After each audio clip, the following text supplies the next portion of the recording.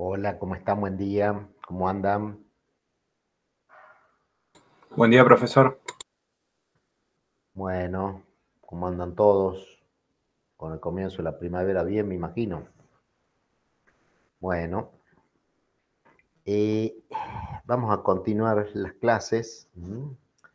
Recuerden que estamos en lugar de raíces. Vamos a repasar unos poquitos temas y vamos a seguir avanzando sobre el tema del lugar de raíces que vimos en las clases pasadas para que quede perfectamente bien claro el concepto y el desarrollo que queremos, digamos, transmitir para la comprensión del tema del lugar de raíces. Bien, ahí vamos a presentar.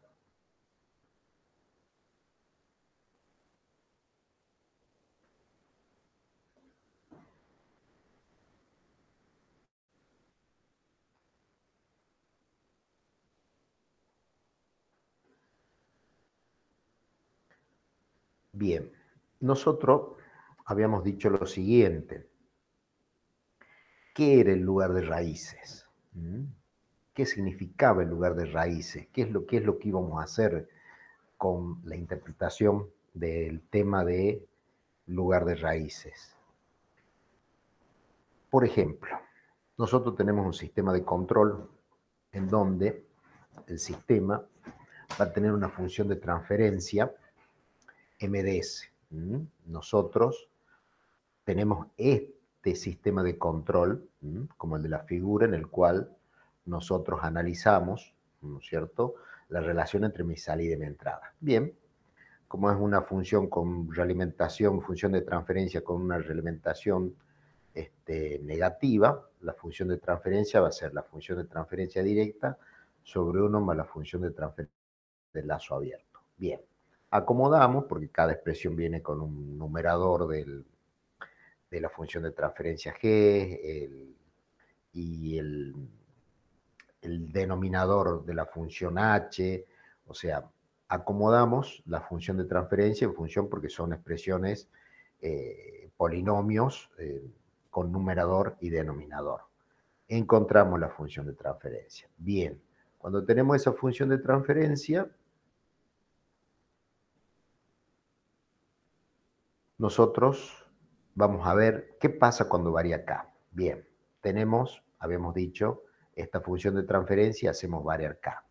Listo, hacemos variar K como si fuera una rueda, habíamos dicho, una ganancia que yo tengo acá en el control, en el sistema de control, y hago variar K. Listo, hago variar K para ver qué ocurre, digamos, qué se modifica en mi sistema. Bien, que habíamos dicho que era lo importante. Lo importante en mi sistema era las raíces de la ecuación característica. Y la ecuación característica es el denominador de la función de transferencia igual a 0. Yo, averiguando las raíces de ese sistema, puedo determinar, habíamos visto, si el sistema es estable o inestable. Bien, entonces, al variar una ganancia o transmitancia, en este caso que está en el camino directo con un valor K, van a variar las raíces de la ecuación característica. ¿Qué significa eso? Que los polos de la función de transferencia de lazo cerrado se van a entrar a mover en mi plano S. Se van a mover en mi plano S a medida que K varíe. Ese es el concepto del lugar de raíces. O sea, es los puntos en donde se van a mover las raíces en el plano S de acuerdo a una ganancia determinada. Bien, siempre decíamos que nosotros consideramos una ganancia, vamos a trabajar en este curso con una ganancia siempre positiva, o sea, con un K entre 0 e infinito. Bien, nosotros no sabemos cómo me va a dar el sistema, o sea, no tenemos una técnica. Entonces, ¿qué es lo único que hacemos? Nosotros sabemos evaluar en diferentes puntos. Entonces hacemos una tabla. Bien, con K igual a 0, con K igual a 0, el polo va a estar en 3 positivo. O sea que, ¿qué ocurre? Con K igual a 0, la función de transferencia, yo voy a tener de lazo abierto, tiene un polo. Ese polo es 3 positivo. Bien, con K igual a 0, tengo la raíz, digamos, de la ecuación característica con K igual a 0, ¿no? Es igual al polo de la función de transferencia de lazo abierto. ¿Eh? Entonces, con K igual a 0, tengo el polo en 3. Bien, lo marco porque era el primer punto. Con K igual a 0, polo igual a 3. Bien, y entro a hacer la tabla. Con K con diferentes valores, yo voy aumentando el valor de K y voy teniendo diferentes puntos del polo. Bien, o sea que yo noto que ese polo se va moviendo en ese plano S. En este caso se va moviendo de derecha a izquierda a medida que yo giro la rueda para aumentar el valor de K en mi sistema de control y mi sistema se va moviendo. Al moverse me está describiendo una trayectoria. Esa trayectoria, ¿qué va a pasar? Parte de un polo. ¿Cuál es el polo que parte? Con K igual a 0. O sea, con K igual a 0 voy a tener el polo de la función de transferencia en lazo abierto. De ahí parte mi, digamos, camino del lugar de las raíces. Parte de los polos. ¿Y hacia dónde van? En este caso van de derecha a izquierda. Comienzo en un polo, entonces de lazo abierto, y a medida que va aumentando, acá se va moviendo en el eje, ¿no es cierto? Pero, digamos, es el ejemplo que tenemos. En el ejemplo que tenemos, el polo se va moviendo en el eje únicamente. Es de este ejemplo, no es que siempre el polo se tiene que mover en el eje, o sea, va a depender de qué valor me dé su ecuación característica. Pero bien, entonces, parte de un polo. ¿No? Decíamos que un polo real, ¿no es cierto? Con K igual a 0, caso abierto, de ahí parte el lugar de raíz. Bien. Y en este caso se va a mover de derecha a izquierda. ¿Y hacia dónde se va a dirigir? Y se va a dirigir un 0, propio o impropio. Esto no tiene 0. Este sistema no tiene 0. Pero, ¿qué pasa? En este sistema, yo, a medida que K aumenta, cuando K tiende a infinito, el sistema, ¿qué va a pasar? El sistema va a tener un 0 cuando K tiende a infinito. O sea que por eso el sistema, y digamos es impropio, se denomina impropio ese 0 porque no es un 0 real. El 0 está en el infinito. Bien, entonces, ¿qué va a pasar? Perdón, se va a hacer con K, cuando tiende a infinito, el polo se va a hacer muy grande, pero negativo. O sea, acá uno lo está viendo en la tabla que hacemos a medida que K aumenta su valor y cuando K tiende a infinito, cuando K tiende a infinito, el polo ¿dónde va a estar? El polo va a estar en menos infinito, o sea que va a estar en el extremo izquierdo, ¿no? El, del eje real negativo en mi plano S. Bien. Entonces, ¿qué me vendría a figurar? O sea, ¿qué me estaría dibujando, digamos? O sea, evidentemente, por los cálculos que efectúo de este sistema de control, mi diagrama en lugar de raíces parte de 3 positivos. Polo, habíamos dicho, de la función de transferencia al lazo abierto. Se va hacia la izquierda y hacia menos infinito, digamos, que voy a tener un 0. Es como si fuera un círculo. Acá tengo como una esfera, parte de un polo, y se ubica hasta llegar a un 0 que está en el infinito. Y luego, ¿qué pasa con el resto del eje real? El resto del eje real va a corresponder a los K negativos, o sea, acá parte del K igual a 0 hasta infinito, con K infinito. Con K infinito, el polo se hace menos infinito. ¿Y qué pasa con la otra parte del eje real? Y la otra parte del eje real, digamos, va a cerrarse con los K negativos. O sea, entonces va a haber una rama. Se va a establecer una rama desde el polo de 3 positivo hacia la izquierda, con un K mayor que 0 hasta infinito, y se establece un recorrido. O sea, ese va a ser el recorrido que va a tener todo mi lugar de raíces. O sea que en este caso va desde, dijimos, 3 positivo hacia la izquierda. Bien. Entonces, ¿qué va a pasar con el otro tramo? O sea, porque me queda un tramo de 3 hacia infinito en el eje real, positivo. Ese lugar, digamos, se completa el círculo de todo el eje real y va a ser lo que está en línea rojo, el lugar inverso de las raíces. ¿Por qué es inverso? Y bueno, porque es un K negativo. ¿Qué pasa con K? O sea, lo pueden variar tranquilamente. Si K vale menos 1, ¿no? ¿Cuánto va a valer S? Con K menos 1, S va a valer 4. ¿Sí? Y a medida que K, digamos, se hace muy grande, pero en forma negativa, la raíz se va a estar en el infinito, o sea que va a estar en el extremo derecho del eje real. ¿Eh?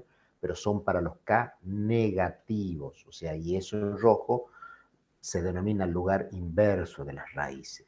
Nosotros lo mencionamos acá, pero nosotros no trabajamos con el lugar inverso de las raíces. No, en este curso no llegamos a la utilización del lugar inverso de las raíces. O sea, solamente nos enfocamos para ganancias positivas.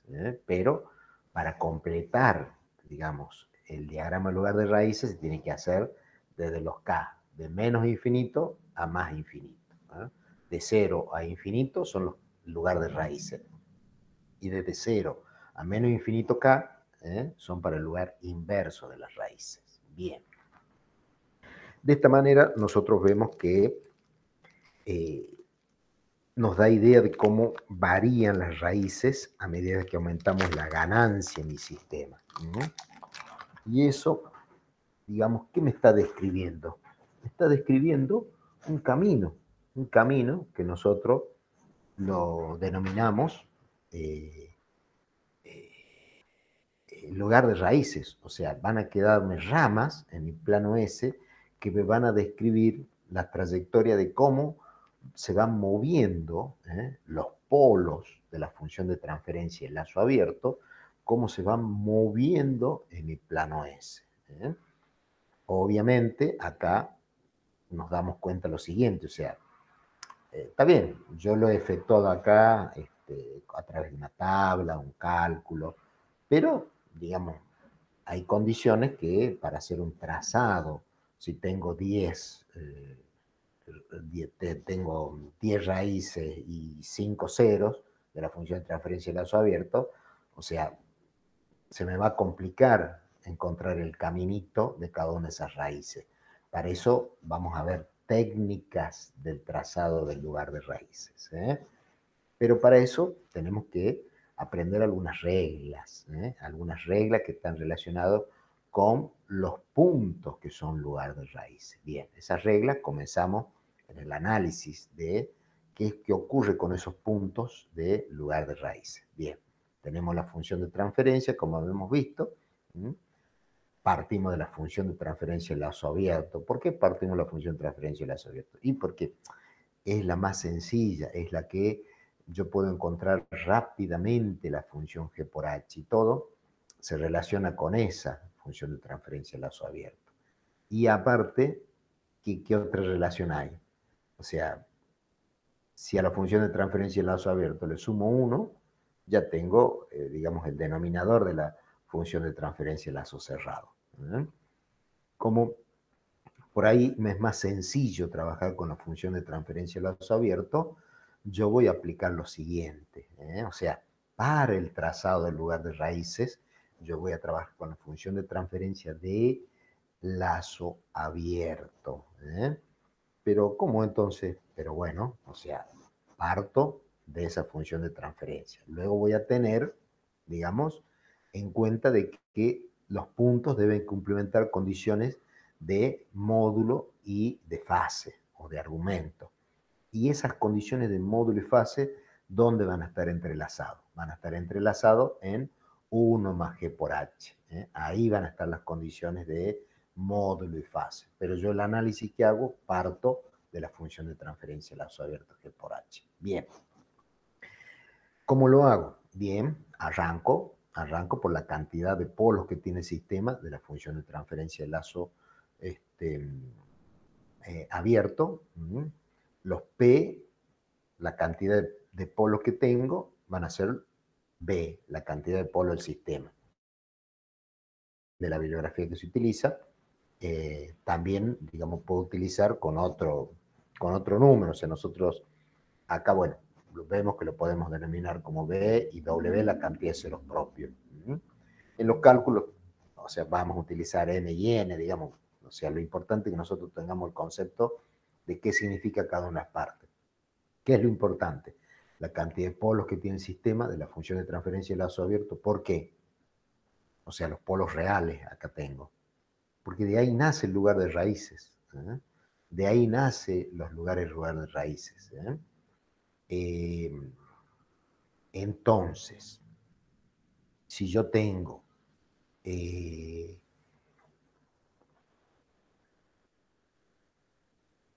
la función de transferencia de lazo abierto, voy a tener un numerador y denominador. En el denominador tengo los polos. Son importantes ¿por qué? Porque de ahí nace el lugar de raíces. Y en el numerador tengo los ceros. Si tengo ceros propios o ceros reales, de los polos viajan hacia los ceros. Y si no tengo ceros propios, van a ser ceros impropios.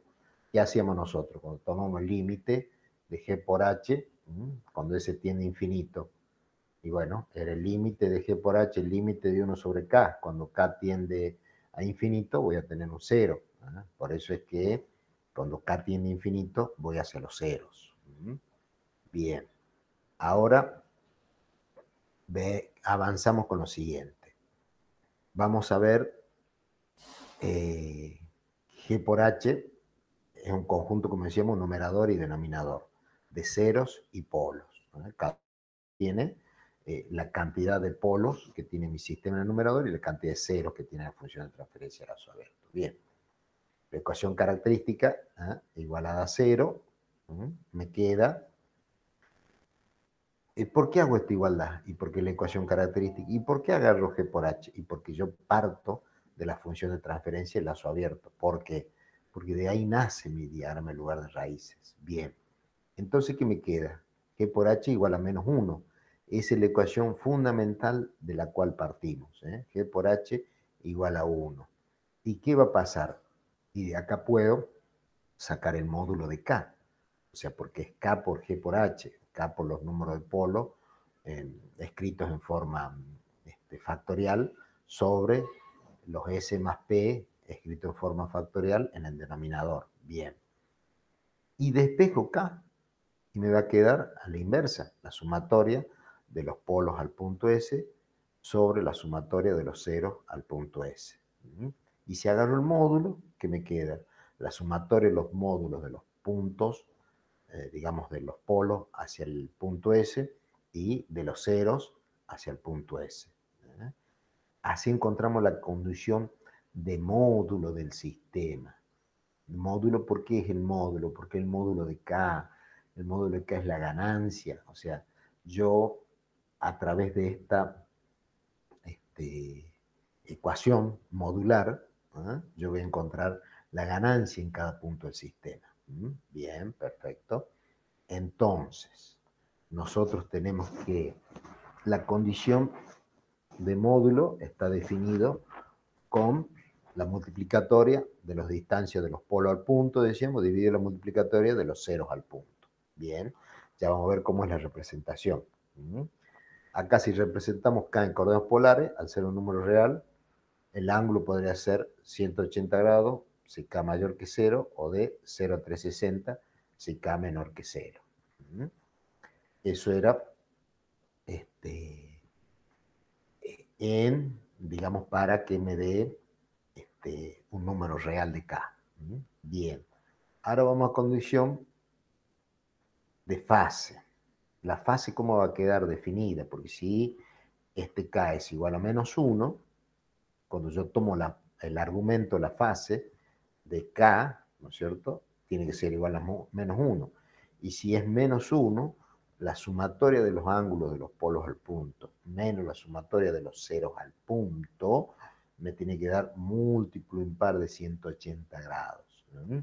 ¿Por qué múltiplo impar? Porque puede ser una vuelta, digamos 180, o 180 más 360, o 180 más 2 por 360. O sea, la cuestión es que siempre me dé en el lado negativo del eje J omega, en la condición angular. Esto me define el lugar, si es lugar de raíces, la condición de fase o argumento. Esto es muy importante, o sea, la condición angular me va a dar la condición de si es lugar de raíces. Luego, el K, la ganancia, me va a establecer, digamos, qué ganancia necesito para llegar a ese punto. Pero si no cumple la condición, no es lugar de raíces. Bien, por ejemplo, nosotros hemos visto que teníamos un conjunto de polo y cero. Por ejemplo, acá tenemos 4 polos reales y un cero real. ¿Qué significa lo que hicimos? Bien, vamos a hacer un punto de análisis. Este punto de análisis azul, nosotros decimos si quiero ver si es lugar de raíces. Bien, para que sea lugar de raíces, ¿qué tiene que, qué se tiene que complementar? Dijimos la condición angular, o sea que la sumatoria de los ángulos de los polos al punto S, menos la sumatoria de los ángulos de los ceros al punto S, tiene que ser múltiplo e impar de 180 grados. Bien, entonces, ¿cómo mido los ángulos? Lo primero que tengo que hacer es la condición angular del punto S. Bien, hago la condición angular, trazo las rectas a los polos reales y ceros reales que tengo. Trazo las rectas y voy a medir los ángulos. Los tita van a ser hacia los polos. Tengo tita 1, tita 2, tita 3 y tita 4. Y los beta van a ser hacia los ceros. De los ceros al punto S en cuestión. Bien, que yo quiero analizar si este es lugar de raíces, este punto en azul. Si es lugar de raíces, la sumatoria de los ángulos de los polos al punto S menos la sumatoria de los ángulos de los ceros al punto tiene que ser múltiplo impar de 180 grados. Si me da 180 grados, listo, es lugar de raíz. Si no me da, no es lugar de raíz. Y si me da 0, es lugar inverso de las raíces. Si me da 0, es lugar inverso de las raíces. O sea, me puede dar 45 grados, me puede dar 90 grados. Si me da ese valor, ¿es lugar de raíces? No, no es lugar de raíces. La única forma de que este punto azul sea lugar de raíces es que la sumatoria angular de los polos al punto menos los ceros al punto sea múltiplo impar de 180 grados. Si no me da 180 grados, no es lugar de raíces. Es un punto cualquiera del plano S, pero no es lugar de raíces. No pasan por ahí mis raíces. Y si me da 0, es lugar inverso de las raíces. Bien. Encontramos con la condición angular si cualquier punto del plano pertenece al lugar de raíces. Bien, si este punto es lugar de raíces, quiero saber con qué K llegó ese punto y cómo encuentro el valor de la ganancia K para tener en ese punto que yo analicé si angularmente era lugar de raíces. ¿Listo? Evalúo K. ¿Cómo evalúo K? Con la sumatoria de los vectores de los polos al punto sobre la sumatoria de los vectores de los ceros al punto. Son los vectores. O sea, va a ser A1, A2, A3 por A4 dividido B1. ¿No? O sea, modularmente el valor de K va a estar dado por ese cociente. El cociente de los vectores. De los polos al punto sobre el vector de los ceros al punto. Hago la relación y tengo el valor de K en ese punto. Bien, perfecto. Bien.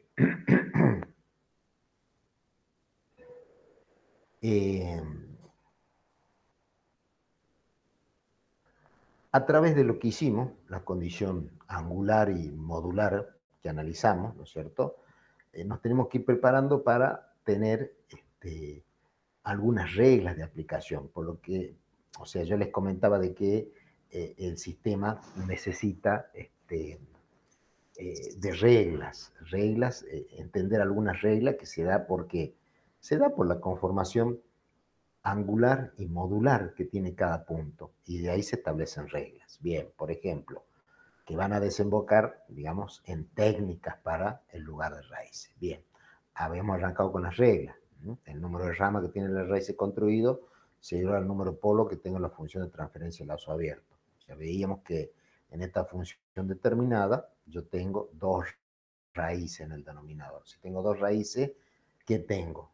Dos puntos de salida de los polos. ¿No? Y si tengo dos caminos, me está diciendo que tengo dos caminos de salida. Si tengo dos caminos de salida, voy a tener dos ramas, o sea, voy a tener dos caminos del lugar de raíz, ¿eh? De acuerdo a la cantidad de polos de la función de transferencia del lazo abierto. Bien, otra regla que habíamos visto de que o sea, para establecer esto es el eje real, ¿qué ocurre sobre el eje real? ¿Por qué es importante el eje real? ¿Por qué sería importante? Porque me establece las condiciones donde mi sistema, ¿qué pasaba cuando mi sistema tenía polos en la parte real? Y se volvía amortiguado, ¿no? O sea, entonces, eh, se analiza en el eje real porque es un punto, digamos, de interés para ver cómo funciona el sistema. ¿Eh? Bien, o sea, estoy trazando el lugar de raíces. El análisis sobre el eje real lo hago, digamos, porque es importante para, digamos, el comportamiento temporal de mi sistema. Bien. Pero bueno, lo importante es que tenemos un determinado configuración del lugar de raíz, de polos y ceros de la función de transferencia de lazo abierto. Bien, entro a analizar qué ocurre en el eje real. Bien, tengo un punto de prueba sobre el eje real positivo, entonces tiro los vectores y ¿qué voy a tener? En este caso, con estos tres polos y este cero, de los complejos conjugados se anulan, se anulan los dos, o sea, la sumatoria, digamos, me da 360, entonces se me anula, y me quedan los polos y ceros reales. Bien, con los polos y ceros reales, ¿qué ángulo tengo? Cero, ¿no? O sea, no tengo, digamos, la sumatoria de los ángulos, perdón, la sumatoria de los ángulos es 180 más 180. ¿eh? Entonces, 180 menos, digamos, menos 180 me da 0. La sumatoria de los ángulos de los polos al punto menos la sumatoria de los ceros al punto me da 0. Bien. Y si me da 0, este punto es lugar inverso de las raíces. Bien. Ahora si los tengo acá, si lo tengo entre, digamos, de acuerdo a la configuración de polo y cero, si lo tengo acá, acá tengo 180 para este lado y acá tengo 0, o sea que la sumatoria me va a dar 180 grados. Si me da 180 grados, angularmente entre el polo y el 0 es lugar de raíces. Mi sistema es lugar de raíces. Los complejos conjugados no cuentan porque la sumatoria me da 360 grados. O sea que en la sumatoria no gano ni pierdo con los complejos conjugados. Bien. Otro punto, si corro el punto del mismo ejemplo, si corro a la izquierda, para ver qué ocurre, estoy viendo qué ocurre en el eje real. Listo. Tengo la sumatoria. ¿De qué voy a tener? La sumatoria de los dos me va a dar 0. 180 menos 180 me va a dar 0. O sea que hacia la izquierda del 0 voy a tener lugar inverso de las raíces. Digamos con K negativo. Bien. Entonces, en el único parte del eje real está entre el polo y el 0. ¿No? Si yo atravieso esos polos y ceros, ¿no? Voy a tener lugar inverso de las raíces. ¿Eh? ¿Qué tengo si tengo dos polos encimados? Bien, si tengo dos polos en el mismo lugar. O sea, si yo agarro el análisis de mi lugar inverso de las raíces. Eh, eh, sobre mi eje real, en este caso que si tengo dos polos en el mismo punto, por ejemplo, -1, sobre mi eje real, o sea, este punto de prueba está a la izquierda del doble polo. ¿Cuánto me va a dar la sumatoria? Y me dará 180 grados. O sea, 180 más 180, 360. O sea, son los K, digamos, del lugar inverso las raíces. Y si tomo la derecha, y me va a dar lo mismo, me va a dar 0. O sea que el único lugar de raíces que voy a tener cuando tengo dos polos iguales en esta función de transferencia de lazo abierto va a ser en los polos -1. Bien. Si tengo dos caminos, por ejemplo, SS más 2, dice que voy a tener dos caminos. Otra reglita que habíamos visto. Va a estar en 0 y -2, los polos reales. Vemos que hacia la derecha de los dos polos es lugar inverso de las raíces. Y hacia la izquierda de los dos polos también es lugar de raíces. ¿Por qué? Porque los analicé y ¿qué ocurre? Después me utilizo la reglita mnemotécnica y voy caminando, después me adelanto a las técnicas del trazado porque si por ejemplo tenemos esta configuración, lo primero que hacer es colocar la función, los polos y ceros de la función de transferencia de lazo abierto. Nosotros vamos a ir avanzando por el eje. Si tengo una cantidad par de elementos, es lugar inverso de las raíces. Cuando llego acá, tengo una cantidad impar hacia la izquierda, voy a hacer lugar de raíces. El origen y -2 es lugar de raíz. Y si estoy a la derecha no tengo ningún polo, es lugar inverso de las raíces. O sea, lo que yo he analizado angularmente, digamos después, a través de las técnicas de trazado, digamos, recordándome esa regla, puedo trazar directamente en el eje real que ocurre con la colocación en primer término de la función de los polos y cero, la función de transferencia y lazo abierto. Bien. Entonces nosotros veíamos que el lugar, digamos, de raíces va a estar entre 0 y -2. Y cuando K, eso es K igual a 0. Cuando K crece, voy a tener sobre esos dos puntos. ¿Hasta qué valor? Hasta un valor en que los dos polos son iguales. Y a partir de que los dos polos son iguales, ¿qué pasa? Cuando K aumenta, cuando K aumenta el valor, cuando K sea mayor, digamos que el punto que me da los dos polos iguales, ¿qué va a ser? Complejo conjugado. Y si es complejo conjugado, tengo dos ramas, una rama ascendente y una rama descendente. Por eso que tengo, habíamos dicho, la primera regla era que si tengo dos polos, voy a tener dos ramas, digamos, que parten de los K igual a 0 y buscan dos ceros impropios. Viajan de los polos hacia los ceros, pero en este caso los ceros están en el infinito.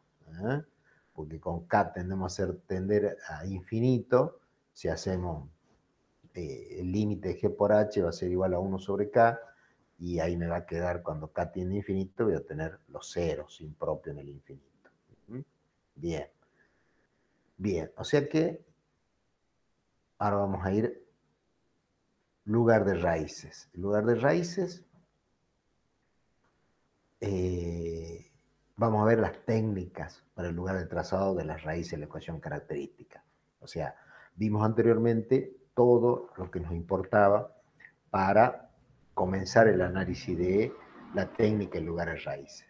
¿Por qué era importante? ¿No es cierto? Porque son las raíces de la ecuación característica. Habíamos dicho que son las que dominan el transitorio del sistema de lazo cerrado. Observando, digamos, en un gráfico donde se pueden ubicar las raíces, podemos saber cuándo será subamortiguado, sobreamortiguado, cuánto durará el transitorio.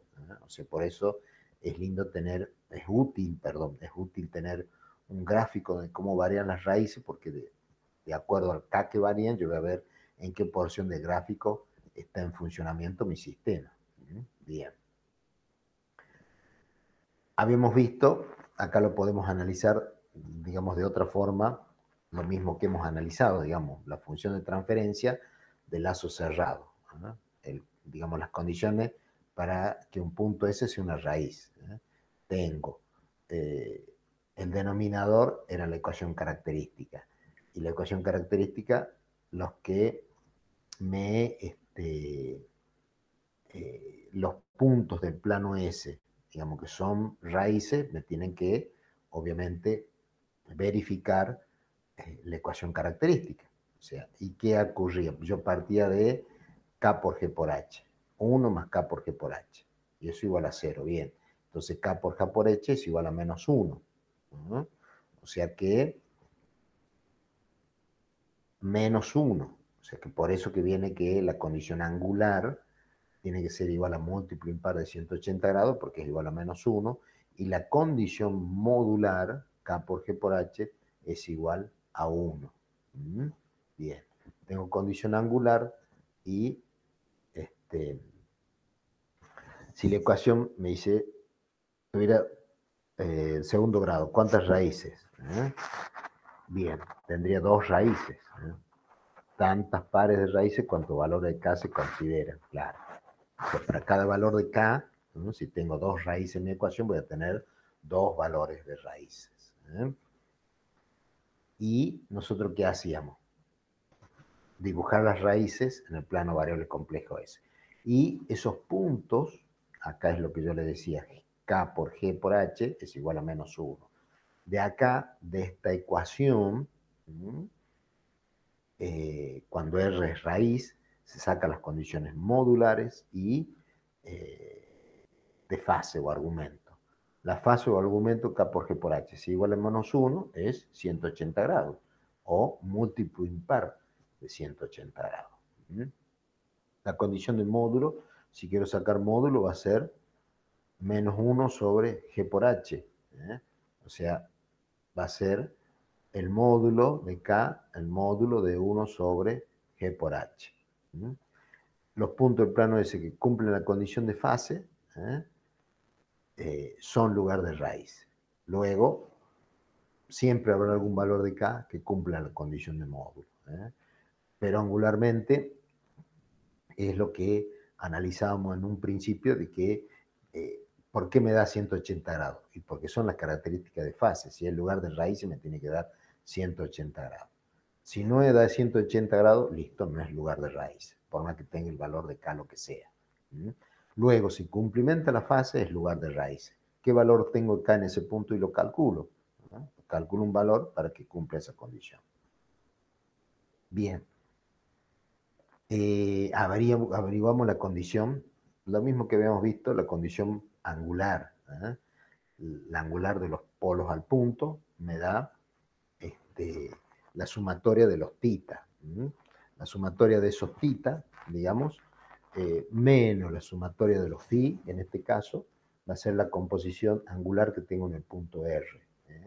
Era la sumatoria de los polos al punto, o sea, tita 1 más tita 2 más tita 3 más tita 4, menos la sumatoria de los ceros al punto. En este caso, siempre los ángulos los tomamos en forma antihoraria, partiendo del eje real y en forma antihoraria. Bien, entonces nosotros teníamos de que mi sistema, yo voy a tener lo siguiente.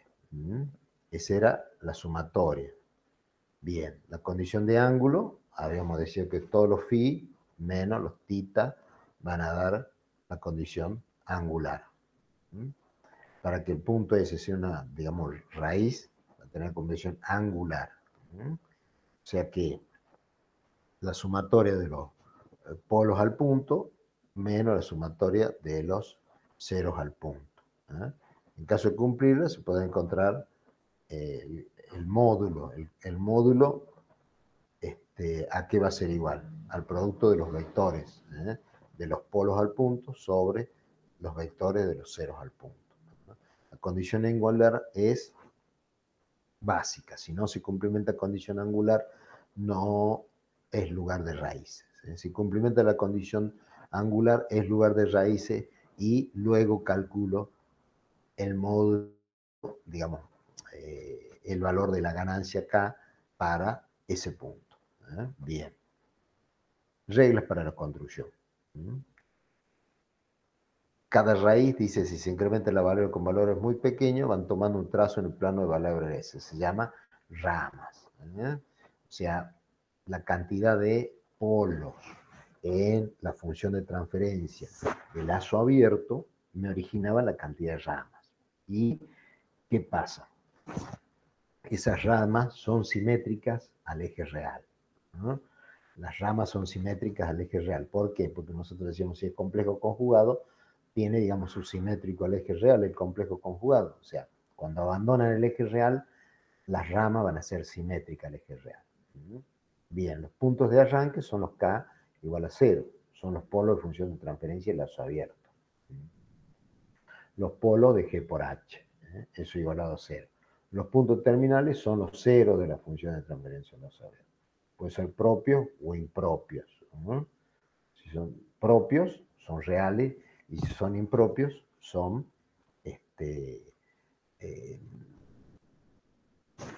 si son reales, son ceros propios, ¿no es cierto? Y si son, digamos, impropios, están en el infinito. Bien. Tramos del eje real que son lugar de raíces. A la izquierda el número impar de polos y o cero. O sea que voy avanzando sobre el eje real, es lo que decía, si tengo una cantidad impar, es lugar de raíces. Si tengo una cantidad par, si voy avanzando por el eje, y tengo a la izquierda, es lugar inverso de la raíz. Bien, eso lo tomamos de la condición angular que analizamos cómo era en cualquier punto del plano real, en el eje real, cómo variaba la condición angular. La asíntota.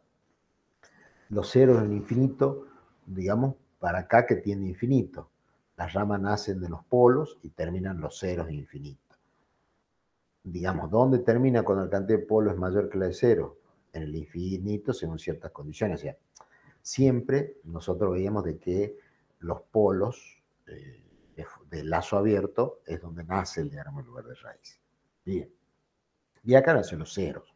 Habíamos dicho, están los ceros finitos, que es los que están en el numerador, y si no tengo ceros finitos, voy a tener, digamos, ceros impropios, digamos, que están en el infinito.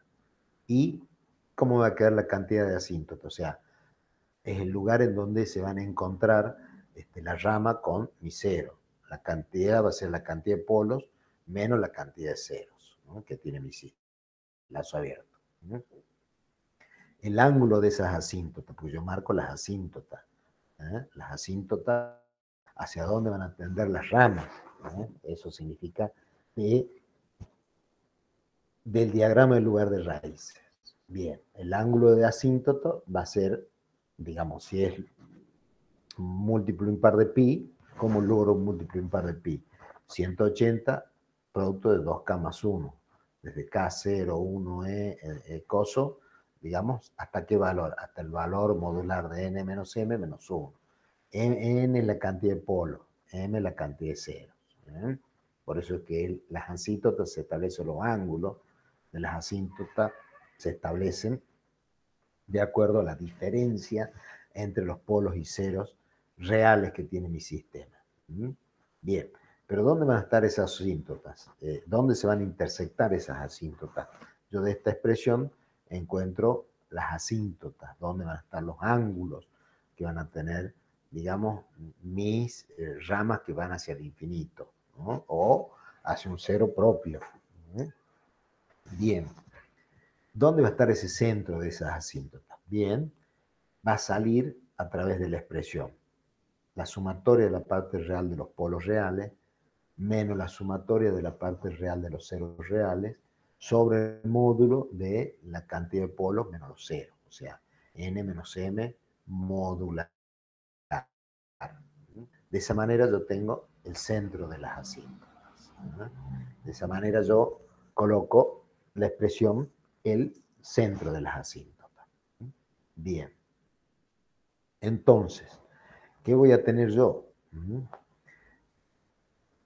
Ahí se van a intersectar las asíntotas. En este sigma se van a intersectar las asíntotas. Bien, cuando yo calculo, me va a dar un punto. ¿Dónde? En el eje real se van a intersectar las asíntotas. por eso es un número real. ¿Qué va a pasar, ¿no es cierto?, si el sistema, tengo, como habíamos visto, dos polos, digamos, reales, y obviamente las ramas van a viajar unos a la derecha y otros a la izquierda, como vimos en el ejemplo, y tenemos que encontrar el punto de separación o desprendimiento. ¿En dónde era eso? Era acá, por ejemplo, que teníamos en este punto. Digamos, acá tracé el diagrama del lugar de raíces, pero ¿cuál es este punto? El punto de separación. ¿Y por qué es importante? Digamos, es importante ese punto porque me ubica en el plano S para decir, en este punto se separan mis dos ramas. Y de ahí hacia dónde van a continuar. Y de acuerdo al ángulo de las asíntotas que tengan. De ahí van a continuar hacia el ángulo de asíntota que tenga. En este caso, de las asíntotas que tengo en este diagrama, cuando yo las calculo, van a ser 90 y 270 grados, en este ejemplo. Y cuando se separen, una va a ir hacia 90 grados y la otra va a ir hacia 270. Pero ¿cómo van a ir? Y siempre dos puntos, porque para cada valor de K, digamos, voy a tener un complejo conjugado que se va yendo hacia el infinito. Bien, porque ahí voy a tener los ceros impropios. Bien, eso es para la conformación del diagrama. ¿Qué importa el diagrama? Y porque a partir de ese punto, ¿qué estoy estableciendo? Las condiciones de funcionamiento temporal de mi sistema. Por eso también es importante ese punto de separación.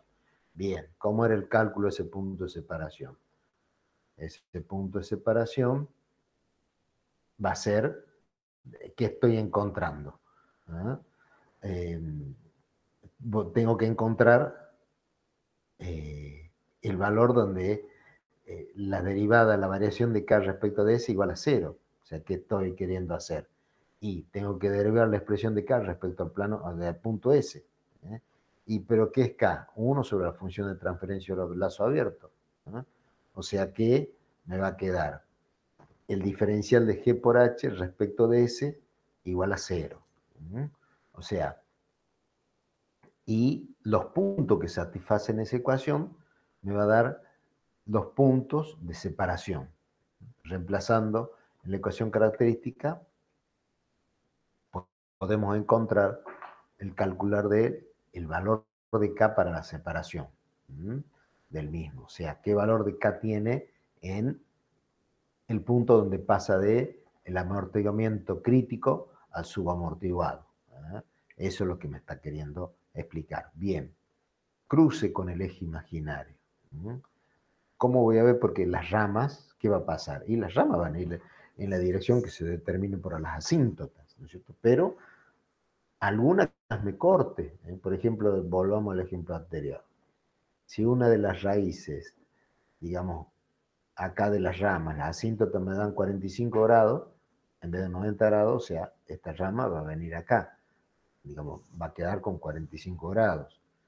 ¿Y qué ocurre? Va a haber un corte con el eje J-omega. O sea, las raíces, en este caso, van a cortar al eje J-omega. O sea, y si cortan al eje J-omega, ¿qué va a pasar? Para el determinado valor de K, se va a convertir inestable mi sistema. Si tiene un valor de K muy grande, va a ser volver inestable mi sistema. Siempre sirve, digamos, el funcionamiento cuando estamos acá a la izquierda del eje J-omega. O sea, todo es, digamos, tiene una respuesta, digamos, estable.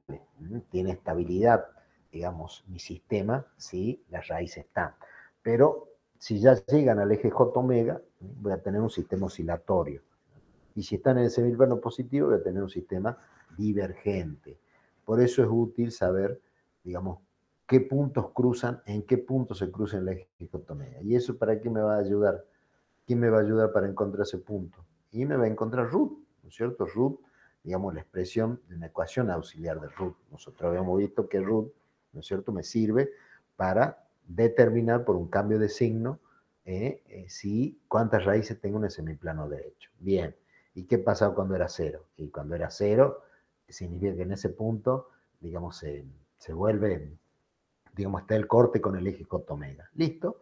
Veo cuál elemento se obliga en la primera columna a que un elemento lo primero que valga 0, voy a tener un K límite. Digamos, cuando yo pueda, digamos, anular, digamos, alguno de estos elementos para un determinado K, ese va a ser el valor del K límite. Si yo coloco ese valor de K, digamos, para que ese valor en la primera columna sea 0, ahí voy a tener el corte con el eje J omega.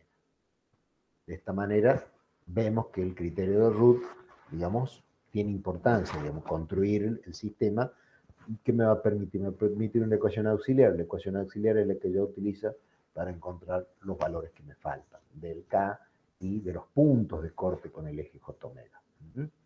Bien. ¿Qué va a pasar también con el ángulo de salida o ángulo de llegada? O sea, cualquier punto del plano S, por ejemplo, si es un plano, un polo complejo. Un polo complejo que tengo es el punto S y tengo dos polos complejos conjugados y un cero real. Bien, la sumatoria en ese punto me da, digamos, de que es lugar de raíces. Bien, pero ¿cuál va a ser, digamos, para saber con qué ángulo de salida sale del punto S? ¿Qué voy a hacer? Voy a hacer la sumatoria angular. Y estoy viendo que los caminos que me permitan seguir sosteniendo que es múltiplo impar de 180 grados, me informa de que esos puntos, digamos, para este tipo de configuración, dos polos y un cero, es suficiente para efectuar los cálculos. O sea que por cada punto del plano S que es lugar de raíces, yo puedo saber el ángulo de salida, planteándome en un entorno cercano para que desde ese punto a los polos y ceros reales lo tomemos como S, pero de ese punto cercano a S, nosotros lo tomamos como si tuviera un componente angular de ese punto de observación al punto S. O sea, aplicamos la condición y encontramos el ángulo de salida del punto S. Bien. Y el cálculo de ganancia. Cálculo de ganancia en cualquier punto de una curva en lugar de raíces. Supongamos que ya tracé el lugar de raíces y quiero saber la condición modular y qué valor de K tiene ese punto.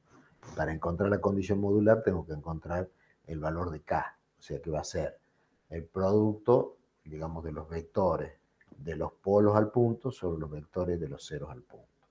¿No? De esta manera encuentro el valor de la ganancia. Bien. Por último, nosotros estamos viendo de que mi diagrama en lugar de raíces, por ejemplo, acá está trazado, pero ¿qué ocurre? Si yo aumento ceros o polos, mi sistema va a variar. O sea, vamos acá, tengo dos polos, bien. Regla de conducción sobre el eje real. Avanzo por el eje J omega. Todo esto, ¿qué composición angular tengo de estos dos ceros? O sea, todo es 0, 0, 0, 0, la sumatoria es 0, o sea, todo del eje real positivo es 0, la composición angular, o sea que el lugar inverso de las raíces. El origen también, el lugar inverso de las raíces. Todo está el polo. ¿El polo es lugar de raíces? Sí, el polo es lugar de raíces. Bien.